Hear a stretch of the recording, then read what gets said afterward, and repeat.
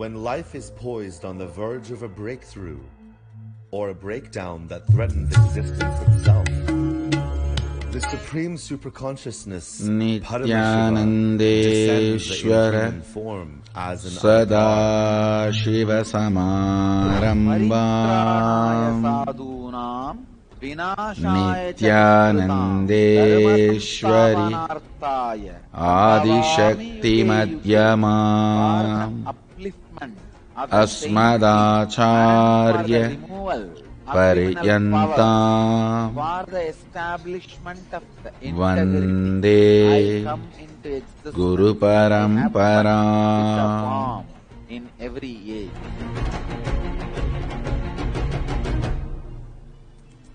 Avatars embody the compassionate and auspicious intervention of Paramashiva to rejuvenate and expand life. Humanity is way overdue for the next breakthrough. Now, Paramashiva has descended again. Bhagavan Sri Nityananda Paramashivam is here for you. Just as the rain is drawn to the parched earth, he is drawn to our plain. Compelled by nothing but boundless compassion தியான சத் சங்கத் தொடரை துவங்குவதில் பெருமகிழ்ச்சி அடைகின்றேன்.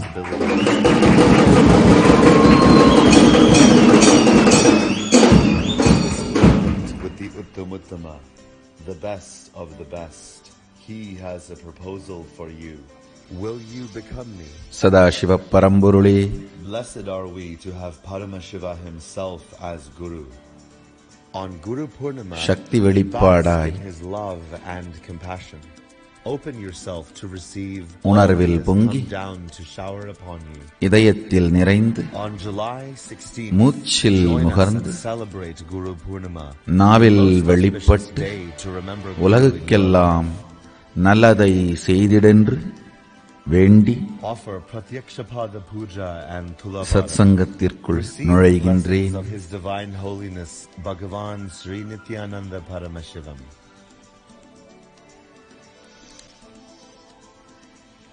வேதங்களின் உட்பொருளாக அதனுடைய காரணமாக அதனுடைய நோக்கமாக வேதங்களின் காமிகமாக சதாசிவ பரம்பொருள் நமக்கெல்லாம் உரைத்தருளிய காமிகாகமத்திலிருந்து சில சத்தியங்களை தொடர்ந்து இந்த சத்சங்கங்களின் மூலமாக உங்களோடு பகிர்ந்து கொள்ளுகின்றேன்.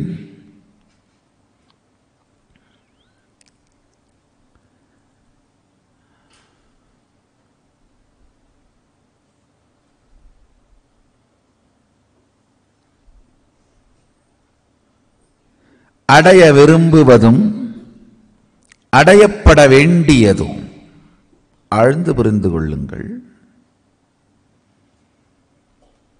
அடைய விரும்புவதும் அடையப்பட வேண்டியதும். ஒரு உயிர்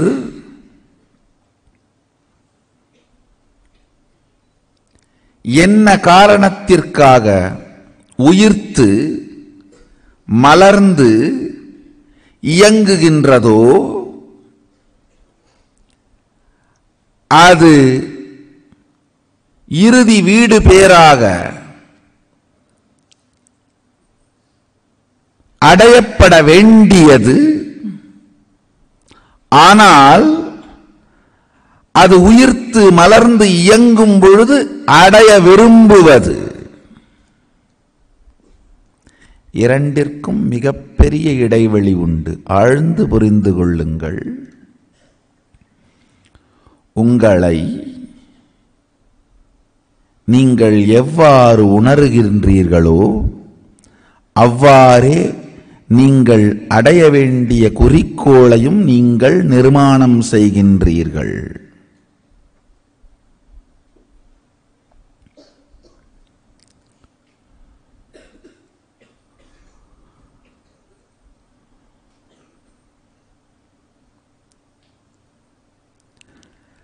தன்னை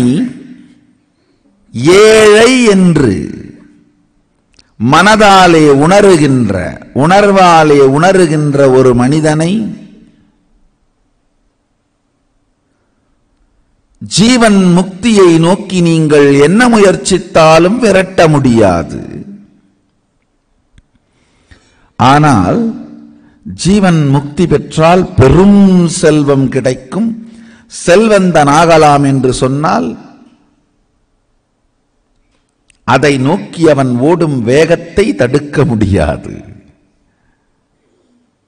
ஆழ்ந்து புரிந்து கொள்ளுங்கள். அடையப்பட வேண்டியது அடைய நினைப்பது.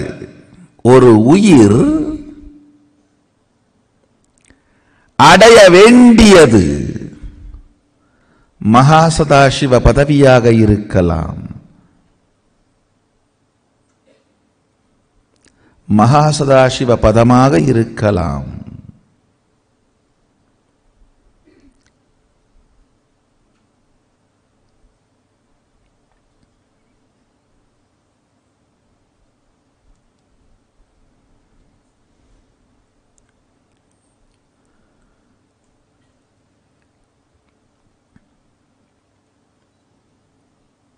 பதவி எனும் வார்த்தை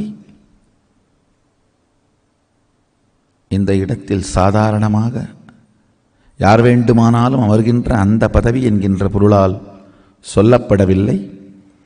அவன் பதத்தை பற்றி அவனாய் மாறிவிடுகின்ற சாயுஜ்ய முக்தியைத்தான் பதவி என்கின்ற வார்த்தையால் இங்கு சுட்டிக்காட்டினோம். ஆழ்ந்து கேளுங்கள்.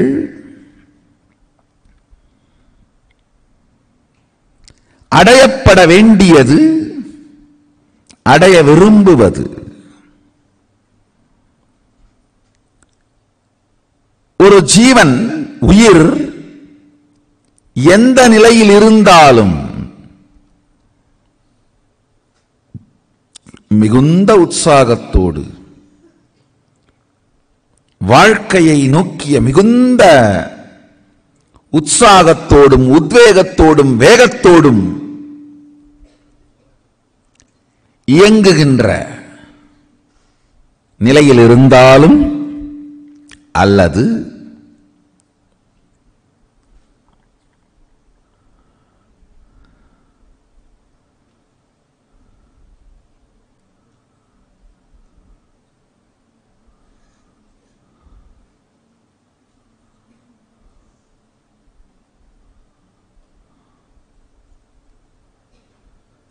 தளர்ந்து சோர்ந்து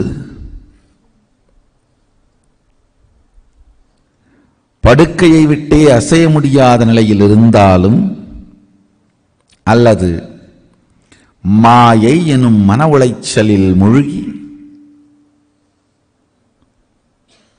தன்னை மறந்து வீழ்ந்து கிடந்தாலும் ஒரு ஜீவன் எந்த நிலையில் இருக்குமானாலும் அது அடையப்பட வேண்டியது மகாசதாசிவ பரம்பொருளோடு சாயுஜ்ய நிலை. ஆனால் அடைய விரும்புவது அந்த ஜீவன் தன்னை எதோடு ஒன்றுபடுத்திக் கொண்டு உணர்கின்றதோ அதை சார்ந்து அமைகிறது. தன்னை ஏழை என்று ஒரு உணர்வோடு அந்த ஜீவன் ஒன்றுபடுத்திக் கொள்ளுமானால் பரம்பொருளை அல்ல பொருளை தேடித்தான் அது ஓடும். எது தன்னிடம் இல்லை என்று நினைக்கிறதோ அதை நோக்கியே செல்வது ஜீவனின் உயிர்ப்புத்தன்மை, அதன் உயிர்ப்பு குணம். innate tendency, அதன் உயிர்ப்பு குணம் தன்னிடம் இல்லாத ஒன்றை தேடி ஓடுவது. தன்னிடம் ஒன்று இல்லை என்று நினைத்து அதை நோக்கி இயங்குவதுதான் ஜீவனின் உயிர்ப்பு குணம், உயிர்ப்பு உணர்வு.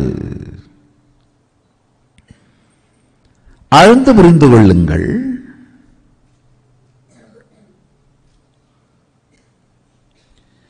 எவன் தன்னை ஏழை என்று நினைக்கிறானோ அவன் பணம் தேடி ஓடுகின்றான், பொருள் தேடி ஓடுகின்றான். எவன் தன்னை அறிவில்லாதவன் என்று நினைக்கின்றானோ அவன் அறிவை தேடி ஓடுகின்றான். எவன் தன்னை பலம் இல்லாதவன் என்று நினைக்கிறானோ அவன் பலத்தை தேடி ஓடுகின்றான். எவன் தன்னை அதிகாரமில்லாதவன் என்று நினைக்கின்றானோ அவன் அதிகாரத்தை தேடி ஓடுகின்றான். உயிர் அடைய விரும்புவது உயிர் அடைய வேண்டியது. இந்த இரண்டே இரண்டு வார்த்தைகளை நீங்கள் உள்வாங்கினீர்களானால் உங்களுக்குள் இருக்கும் பல்வேறு விதமான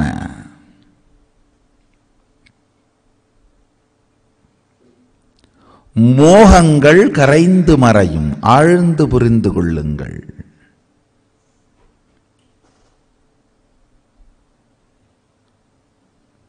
ஆழ்ந்து புரிந்து கொள்ளுங்கள். உங்களுக்குள் இருக்கும் மோகங்கள் கரைந்தால்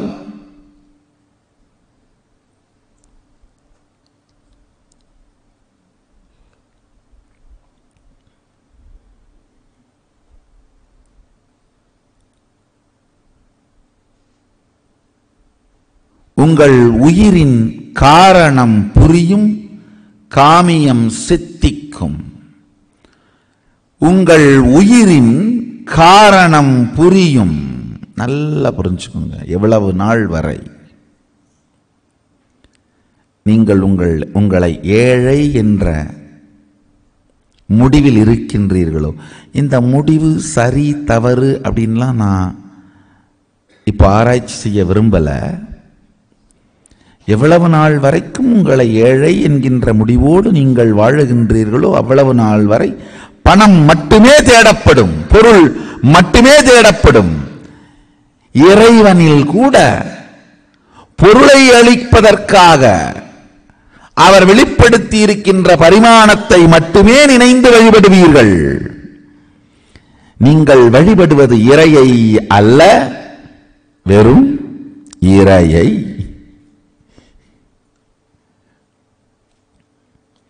அல்லது இறை கொடுக்கும் இறையை, இறை கொடுக்கும் இறையை.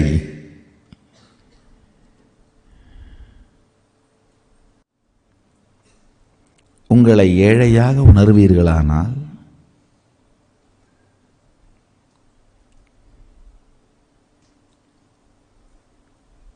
ஆழ்ந்து புரிந்து கொள்ளுங்கள். நேரடியாகவோ மறைமுகமாகவோ சமூகத்தின் விதிகளின்படியோ விதிகளுக்கு அப்பாற்பட்டோ நாட்டின் சட்டத்திற்கு உட்பட்டோ சட்டத்திற்கு அப்பாற்பட்டோ பொருளை தேடிக்கொண்டுதான் இருப்பீர்கள்.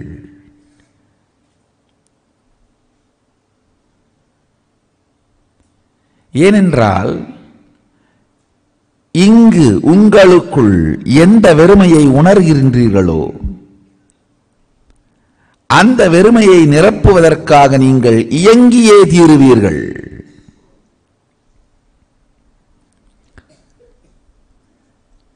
எதுவாக உங்கள் இருப்பை நீங்கள் உணர்கிறீர்களோ அது சிவம். எதை நோக்கி நீங்கள் செயல்படுகிறீர்களோ அது சக்தி. உங்கள் சிவம் உங்கள் சக்தியின் வெளிப்பாட்டை முடிவு செய்கின்றது.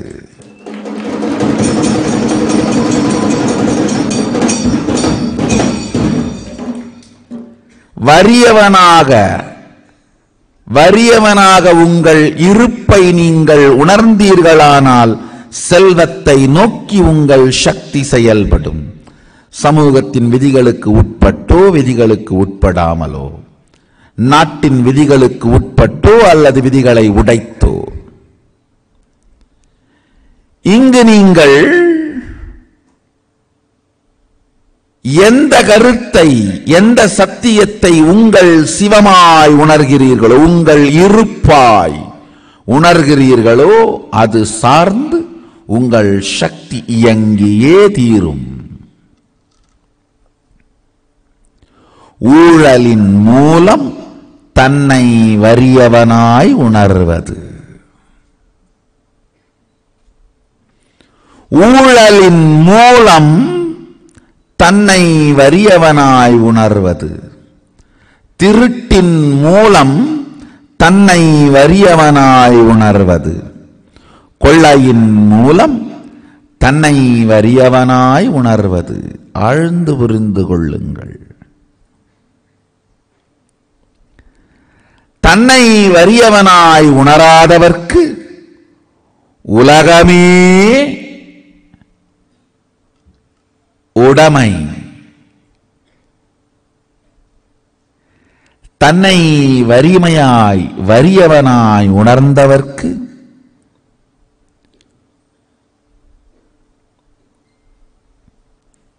இவ்வுலகில் இல்லை உரிமை. ஆழ்ந்து புரிந்து கொள்ளுங்கள். இந்த இரண்டு வார்த்தைக்கும் இருக்கின்ற இடைவெளி.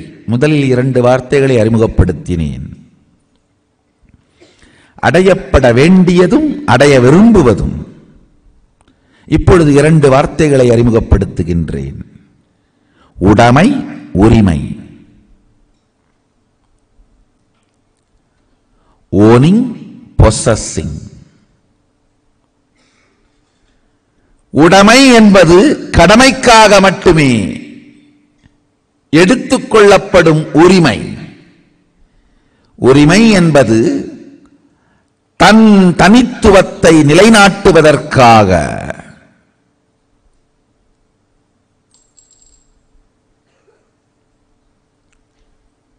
எடுத்துக்கொள்ளப்படும் அசுரத்தனமான உடைமை.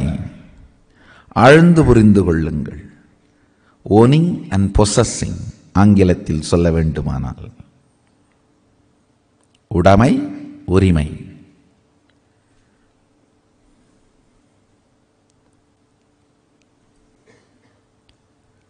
உதாரணத்துக்கு இந்த நிலம், இந்த ஆசிரமம் அமைந்திருக்கின்ற இந்த நிலம், ஆதீனம் அமைந்திருக்கின்ற இந்த நிலம், இது என்னுடைய உடைமை. ஆனால் உரிமை அல்ல. என் உடைமையாய் வைத்திருக்கின்றேன். ஏனென்று கேட்டால் இதை காப்பதற்காக, இதை காக்கின்ற கடமையை செய்வதற்காக மட்டுமே என் உடைமையாய் வைத்திருக்கின்றேன். இதை இங்கு வந்து அனுபவிக்கின்ற எல்லோருக்குமான உரிமை பொருளாக கொடுத்து விட்டேன். நல்லா புரிஞ்சுக்குங்க. நிறைய பேர் வந்து இங்க உரிமை கொண்டாடுவதுதான் இந்த இடத்தினுடைய மகிமை, இந்த இடத்திற்கு சிறப்பு. நான் மட்டுமே உடைமையாக வைத்திருப்பதனால் இந்த இடம் உயிர் பெற்று விடுவதில்லை. பல பேருக்கும் உரிமையாய் அளிக்கப்பட்டதனால் இந்த இடம் உயிர் பெற்றிருக்கின்றது.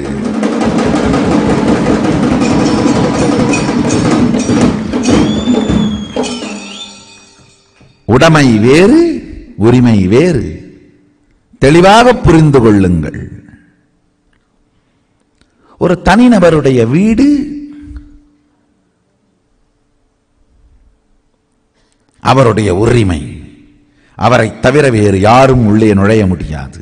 அவர் விரும்பி அவருடைய குடும்பத்தார் மட்டும் வேண்டுமானால் செல்ல முடியும்.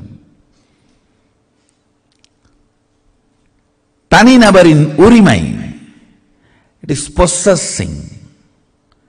பொசஸிங் வேற, ஓனிங் வேற.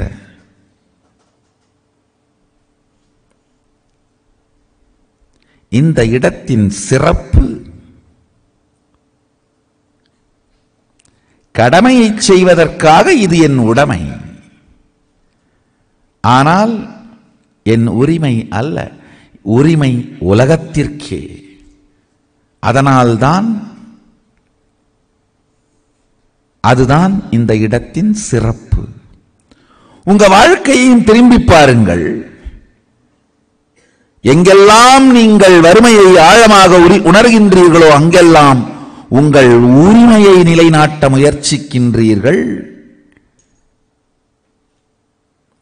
எங்கெல்லாம் நீங்கள் நிறைவோடு இருக்கின்றீர்களோ அங்கெல்லாம் உங்கள் கடமையை செய்யும் உடைமைத்தன்மையை மட்டும்தான் நீங்கள் வெளிப்படுத்துவீர்கள். கடமையை செய்வதற்காக உடைமைத்தன்மையை வெளிப்படுத்தி உலகிற்கு அதை உரிமையாக்குவதே கர்மயோகம். ஆழ்ந்து புரிந்து கொள்ளுங்கள். கடமையை செய்கின்ற அளவுக்கு மாத்திரம் உடைமைத்தன்மையை ஏற்றுக்கொண்டு அதை உலகுக்கே உரிமையாய் ஆக்குவது கர்மயோகம்.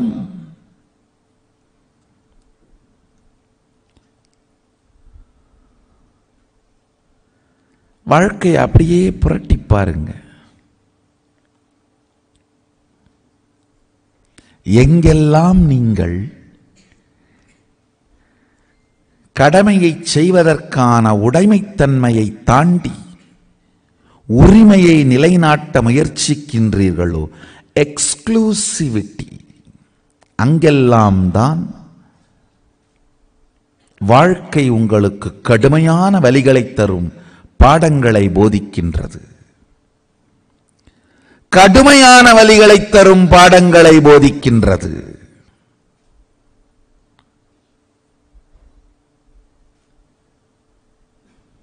ஞானமும் வீரமும் தியாகமும் வைராக்கியமும் நல்ல தன்மையாக சொல்லப்படும் எல்லா குணங்களும் இறைவனுடைய நிறைத்தன்மையாக சொல்லப்படும் எல்லா குணங்களும் எப்பொழுதெல்லாம் நீங்கள் உயர்ந்த உணர்வோடு உங்களின் இருப்பை இணைத்துக் கொள்கின்றீர்களோ, எப்பொழுதெல்லாம் உயர்ந்த உணர்வோடு உங்கள் இருப்புத்தன்மையை உணருகின்றீர்களோ, அப்பொழுதெல்லாம்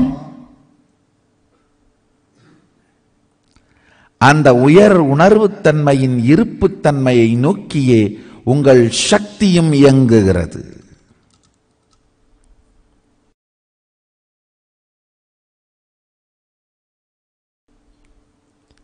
இந்த 4 வார்த்தைகளை இன்று புரிந்து கொள்ளுங்கள்.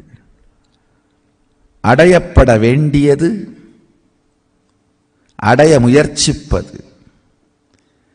அடையப்பட வேண்டியதை நோக்கி உங்கள் சக்தி இயங்காமல் வேறு ஏதோ ஒன்றை அடைய முயற்சிப்பதற்கு காரணம் மோகம், அகம். உண்மையில் எது நீங்களோ அதை மறந்து வேறொன்றை நீங்களாய் நினைக்கின்ற அகம் எனும் மோகமே அடையப்பட வேண்டியதை தவிர்த்து வேறொன்றை அடைய விரும்புகின்றது.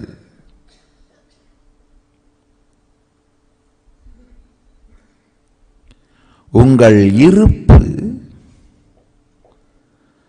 சரியான தெளிவோடு இருக்குமானால் அடையப்பட வேண்டியதும் அடைய விரும்புவதும் ஒன்றாகும். அடையப்பட வேண்டியதும் அடைய விரும்புவதும் ஒன்றானவன் சிவஞானம் மலர்ந்தவனாய் மாறுகின்றான்.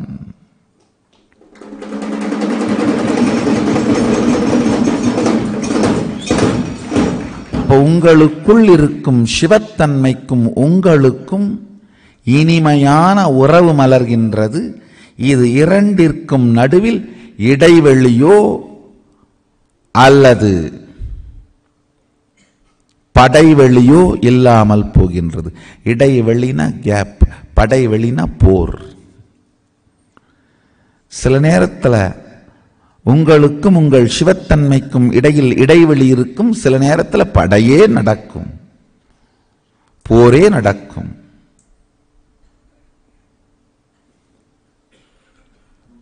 உங்கள் இருப்பு,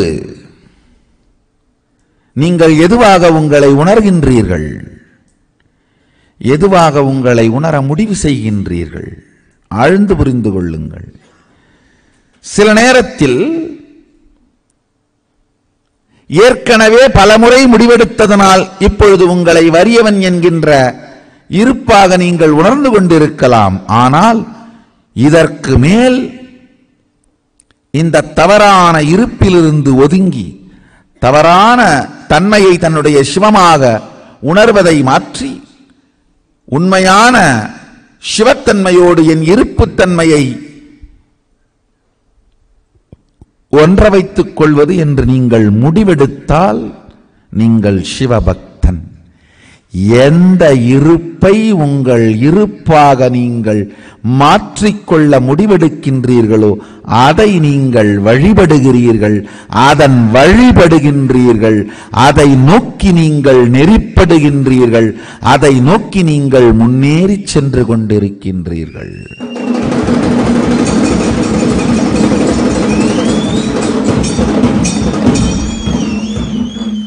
உங்கள் இருப்பின் தன்மையை மாற்றுவதாக நீங்கள் எடுக்கும் முடிவு சிவபக்தி.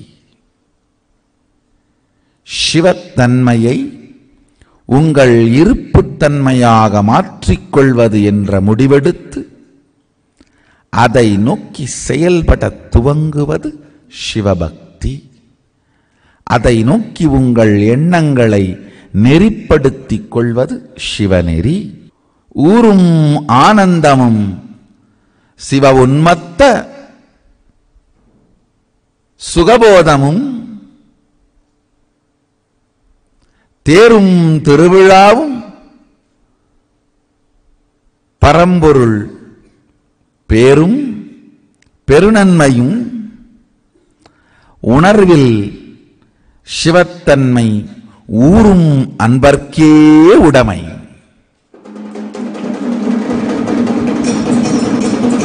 யார் தன்னுடைய உணர்வு நிலையை, இருப்பு நிலையை இதுவரை எதுவாக வேண்டுமானாலும் இருந்துவிட்டு போகட்டும், இதற்கு மேல் அது சிவத்தன்மையாக மாற்றிக்கொள்வேன், அதற்காகவே எல்லா முயற்சியும் எடுப்பேன் என்று முடிவெடுக்கின்றானோ அவனுக்கு இந்த நீரும் ருத்ராட்சமும் நெஞ்சில் ஊரும் பஞ்சாட்சரமும் தேரும் திருவிழாவும்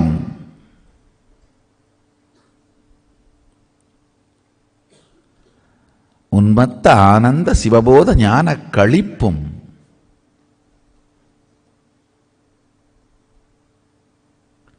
உடைமையாகின்றது.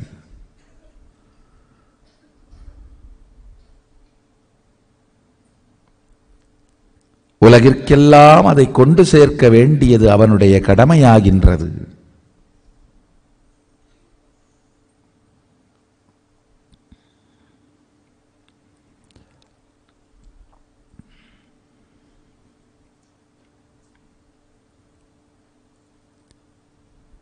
இருப்பின் திரிப்பு நாத்திகம், இருப்பின் மறுப்பு கம்யூனிசம், இருப்பின் தெரிப்பு சைவம்.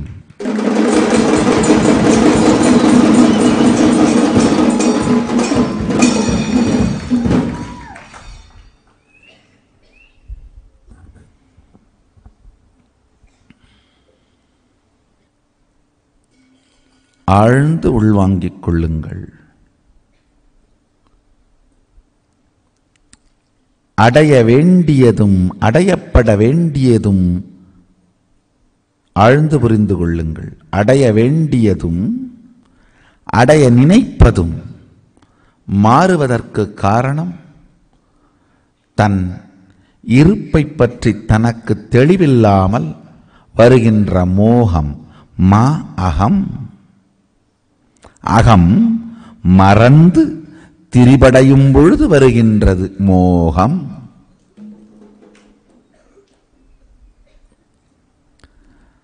தன்னை தன் சுயநிலையான ஸ்வ அனுபவ ஸ்வவானுபவ ஸ்வரூப அனுபவ நிலையான சதாசிவ நிலையில் உணராது வறியவனாய் மூடனாய் திரிந்து திரிபுபட்ட நிலையில், துரோபாவ நிலையில், சிவபாவ நிலையில் உணராது துரோபாவ நிலையில் உணரும் பொழுது அடையப்பட வேண்டியதும் அடைய விரும்புவதும் விலகிப் போகின்றது. அடைய விரும்புவதையும் அடையப்பட வேண்டியதையும் நமக்குள் இருக்கின்ற மா அகத்தை மாற்றி சிவோகம் நிலையை கொடுத்து இரண்டையும் ஒன்றாக்கி நமக்கு அளிக்கின்ற அறிவியல் தான் காமிகாகமம்.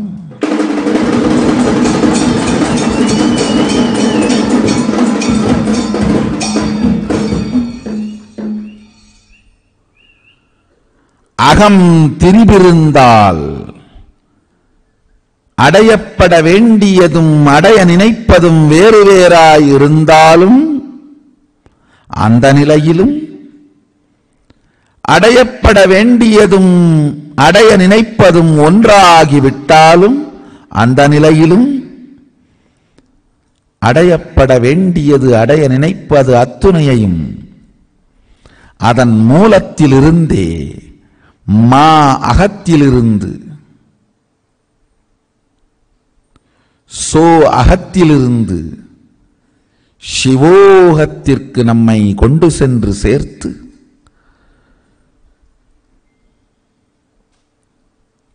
உண்மையை உரைப்பது மட்டுமல்லாது உரைக்க வைப்பது. உண்மையை உரைப்பது வேறு, உரைக்க வைப்பது வேறு.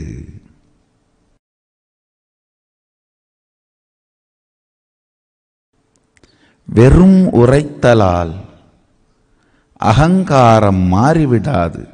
காரமோடு உரைக்க வைக்கும் பொழுதுதான் அகங்காரத்திலிருந்து காரம் விலகி அகம் சிவோகமாய் மலரும்.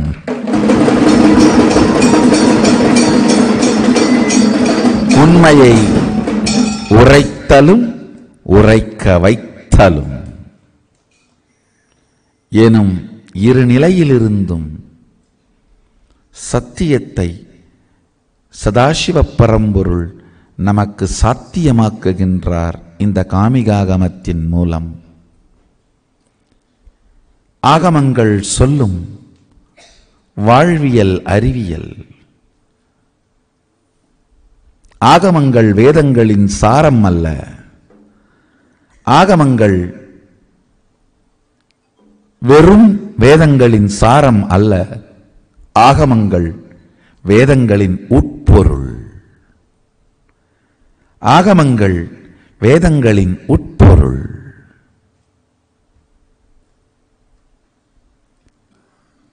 மகாசதாசிவ பரம்பொருள் வேதங்களின் உட்பொருளாய் நமக்கெல்லாம் அளித்தருளிய ஆகமங்களின் உத்தமமான பகுதிகளை, உங்கள் வாழ்வை மேம்படுத்திக் கொள்ளும் சத்தியமான பகுதிகளை இந்த தொடர் சத்சங்கங்களின் மூலமாக, கல்பதரு எனும் தொடர் சத்சங்கங்களின் மூலமாக உங்களோடு பகிர்ந்து கொள்வதில் பெருமகிழ்ச்சி அடைகின்றேன். ஒவ்வொரு ஞாயிற்றுக்கிழமையும் கல்பதரு தியான முகாமும் சமய தீட்சையும் நிகழ்கின்றது.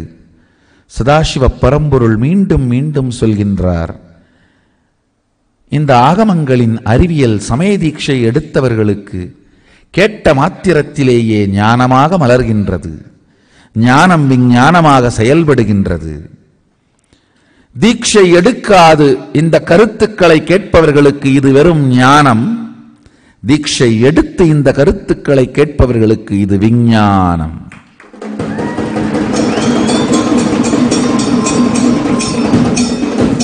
தினந்தோறும் இந்த சத்சங்கங்களை கேட்டு இதை உங்கள் அனுபூதியாக மாற்றிக்கொள்ள விரும்புபவர்கள் வாருங்கள். ஒவ்வொரு ஞாயிறும் சமய தீட்சையான சிவதீட்சை காமிகாகமத்தின்படி உங்களுக்கு அளிக்கப்படும் கல்பதர் யோகம் தியான வகுப்பும் சமய தீட்சையும் உங்களுக்கு அளிக்கப்படும்.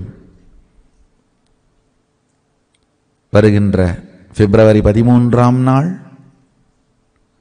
மகா சதாசிவராத்திரி.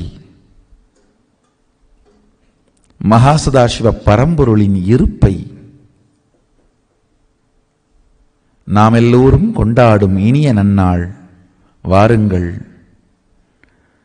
அவர் இருப்பை வாழ்வோம், கொண்டாடுவோம். உங்கள் அனைவரையும்